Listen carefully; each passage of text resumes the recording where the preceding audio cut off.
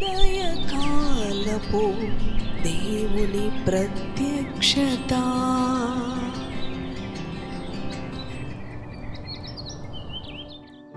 Praise the lord, హల్లెలూయా. ప్రభునందు ప్రియ దేవుని బిడలారా, ప్రభు యొక్క అత్యంత కృపను బట్టి మరి యొక్క ఉదయకాల దేవుని ప్రత్యక్షపు వాక్కులోనికి వచ్చి ఉన్నాము. అనుదినము ఆయన ప్రత్యక్షపు వాక్కు ద్వారా ప్రభు మనతో మాట్లాడుతూ ఉన్నారు. అవును ప్రియ దేవుని బిడలారా, మన జీవితాల్లో నెమ్మదిని, శాంతిని, సంతోషమును కలుగచేయాలన్న ఆలోచన ద్వారా తన ప్రత్యక్షపు వాక్కుతో ప్రభు మనలను దర్శిస్తూ ఉన్నాడు. పరిశుద్ధ గ్రంథాలను తెరిచి కీర్తనలు 3వ అధ్యాయము 5వ వచనమును చదువుకుందాం. యెహోవా నాకు ఆధారము, కావున నేను పండుకొని నిద్రపోయి మేల్కొందును.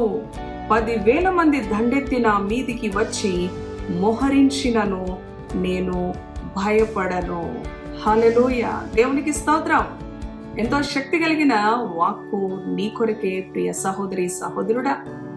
యెహోవా నాకు ఆధారము అని తన భక్తుడు తెలియజేస్తున్న విధంగా ఈ ఉదయకాలం యెహోవాను, ప్రభు అయిన యేసుక్రీస్తును, మన ప్రభువుని మనము ఆధారము చేసుకొని ఉన్నప్పుడు ఏ పరిస్థితులకు మనము భయపడని అవసరము లేదు అని ఆయన మరి ఒకసారి తెలియజేస్తా ఉన్నాడు. 10,000 మంది దండెత్తి మోహరించినను నేను భయపడను అంటూ ఉన్నాడు భక్తుడు. మరి ఒక మాట చూడండి, యెహోవా నాకు ఆధారము అంటూ, కావున నేను పండుకొని నిద్రపోయి మేల్కొందును అంటూ ఉన్నాడు. ఎంత ధైర్యంగా దేవుని యొక్క మాటలు తెలియచేస్తాం. ఎంతో మంది అంటూ ఉంటారు కదా, మరి నేను పండుకొని నిద్రపోయి మేల్కొందును. ఆయన ఆధారంగా ఉన్నప్పుడు భయం అవసరం లేదు. రాత్రి ఎవరు వస్తారో, ఏ దొంగలు వస్తారో, ఏ అపాయం వస్తుందో, ఏ విష పురుగులు వస్తాయో, ఏ విష జంతువులు, అడవి జంతువులు వస్తాయో, ఏ హాని చేస్తాయో అన్న భయం అవసరం లేదు. ఏ వైరస్ వస్తుందో, ఏ రోగం వస్తుందో, ఏ శోధన వస్తుందో కదండి. కావున నేను పండుకొని నిద్రపోయి మేల్కొందును అంటూ ఉన్నాడు. యెహోవా నాకు ఆధారము. ఈ ఉదయకాలము నీవు నీ ప్రభువుని ఆధారం చేసుకో. దేనికి నీవు భయపడని అవసరం లేదు. ఒకవేళ శత్రువులు 10,000 మందిగా దండెత్తి వచ్చి మోహరించిన నేను భయపడను అంటూ ఉన్న ఆ అనుభవంలో నీవు కూడా ఈ మాట చెప్పగలవా? ఖచ్చితంగా చెప్పగలవు. ఎప్పుడో తెలుసా? యెహోవాను నీకు ఆధారంగా చేసుకున్నప్పుడు. దేనిని నీవు ఆధారంగా చేసుకుంటా ఉన్నావు?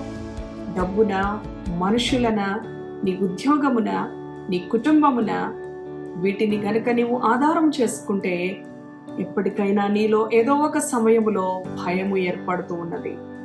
యెహోవాను ఆధారము చేసుకున్న వారికి ఏ భయము కలగదు అని దేవుని వాక్యం మనతో మాట్లాడుతూ ఉన్నది స్పష్టముగా. 10,000 మంది దండెత్తి వచ్చి మోహరించిన అపాయము నీ వద్దకు రాదు. నేను భయపడను అని నీవు కూడా ధైర్యముగా చెప్పే అనుభవములో ప్రభువును నీవు ఆధారం చేసుకో. అవును ప్రియ దేవుని బిడ్డ, మరి మనుషులను ఆధారం చేసుకుంటూ ఉంటారు కొంతమంది కదండి. మరి వారి యొక్క సొంత జ్ఞానాన్ని ఆధారం చేసుకుంటారు. మరి యొక్క వచనములో ఉంటుంది సామెతల్లో, నీ స్వబుద్ధిని ఆధారము చేసుకొనక కదండి. మన దేవుని ఆజ్ఞలను అనుసరించినప్పుడు మనలో భయం ఉండదు, మనలో ధైర్యం ఉంటుంది, మనలో నెమ్మది ఉంటుంది. నేను పండుకొని నిద్రపోయి మేల్కుంటాను. ఎప్పుడు ఏమి సంభవిస్తుందో తెలియని అనుభవం దేవుని ఆధారం చేసుకొని వారి అనుభవం. వారి డబ్బుని ఆధారం చేసుకుంటారు కదండి. నా కుటుంబం ఉంది, నాకు చాలా అనుకుంటారు. ఆరోగ్యం ఉంది, నాకు జ్ఞానం ఉంది, నాకు తెలివితేటలున్నాయి, కాబట్టి నాకు దేవుడితో పని లేదు. ఎంతోమంది వారి స్వబుద్ధిని ఆధారం చేసుకుంటారు. వారి స్వబుద్ధిని ఆధారం చేసుకునే వారిగా మనము ఉండకుండా యెహోవాను ఆధారం చేసుకున్నప్పుడు మనకు విడుదల. ఏ పరిస్థితిలో నీవు ఓటమి చెందినా, ఏ పరిస్థితిలో కృంగిపోయినా, ఏ పరిస్థితిలో బలహీనపడినా మరలా నిన్న ఆ స్థానంలో నుంచి ఆయన నిన్ను నిలబెట్టేదేవు, బాగు చేసేదేవు, స్వస్థపరిచేదేవు, నీ భర్తను బాగు చేసేదేవు, నీ కుటుంబాన్ని బాగు చేసేదేవు. నీ బిడల మార్గం తప్పుతూ ఉన్నారా ప్రియ సహోదరి సహోదరుడా? లేక నీ భర్త మరి కుటుంబాన్ని పట్టించుకొని అనుభవంలో ఉన్నాడా? యెహోవాను ఆధారం చేసుకో. ఆయన నిన్ను ఆశీర్వదిస్తాడు. ఆయన నిన్ను కాపాడుతాడు, నీ కుటుంబాన్ని భద్రపరుస్తాడు. దేనికి నీవు భయపడవలసిన అవసరం లేదు. తలలు వంచండి. యెహోవాను మనము ఆధారము చేసుకున్న అనుభవములో ప్రార్థిద్దాము.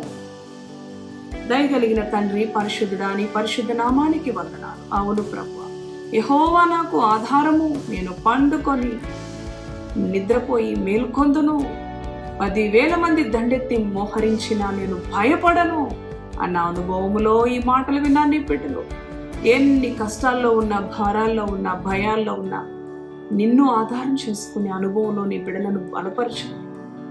ఏ సమస్య అయినా నీ బిడ్డలను విడిపించే దేవుడు. నిన్ను ఆధారం చేసుకున్నప్పుడు పొందుకోలేదంటూ ఏదీ లేదయ్యా. అవునయ్యా, ఈ మాటలు విన్నా నీ బిడ్డలను దృష్టించు, హెచ్చించండి, ఆశీర్వదించండి, ధైర్యాన్ని నింపండి, సమాధానాన్ని నింపండి. నిన్ను ఆధారం చేసుకునే కృప వారికి దయచేయి. వారి స్వబుద్ధిని ఆధారం చేసుకొని వారి సొంత ఆలోచనలు ప్రక్కన పెట్టి వారి సమస్తాన్ని కూడా నీకు అప్పగించుకొని హృదయపూర్వకంగా నిన్ను కనిపించే బిడ్డలు, నిన్ను ఆధారం చేసుకునే బిడ్డలు నీ బిడ్డలను హెచ్చించు. యేసు నామములో ప్రార్థిస్తున్నాను తండ్రి. Amen. Amen. Praise the Lord. God bless you.